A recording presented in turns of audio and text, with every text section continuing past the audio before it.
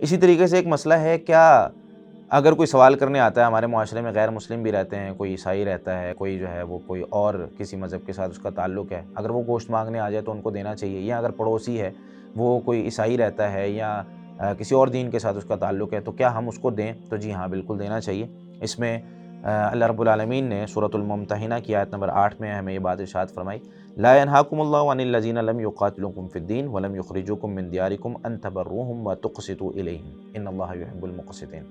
کہ اللہ رب العالمین تمہیں اس چیز سے منع نہیں کرتا کہ جو دین کے بارے میں تم سے لڑائی نہیں کرتے اور تمہیں تمہارے گھروں سے نکال نہیں رہے، ان تبروہم، کہ تم ان کے ساتھ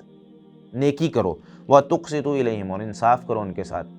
احسان کرو ان پر۔ تو نیکی کرنے میں مفسرین لکھتے ہیں کہ یہاں پر نیکی گوشت کے ساتھ بھی کی جا سکتی ہے، اور دوسری آیات ہیں، سورۃ الحج کی آیت نمبر 36 میں اللہ رب العالمین فرماتے ہیں فَكُلُوا مِنْهَا، تم بھی کھاؤ قربانی سے، وَأَطْعِمُوا الْقَانِعَ وَالْمُعْتَرَ، ایسے لوگوں کو بھی کھلاؤ جو قناعت کرنے والے ہیں، سوال نہیں کرتے، اور جو سوال کرتے ہیں ان کو بھی کھلاؤ۔ تو اس میں بھی کافر اور مسلمان دونوں شامل ہیں، لیکن ترجیح مسلمان کو دینی چاہیے۔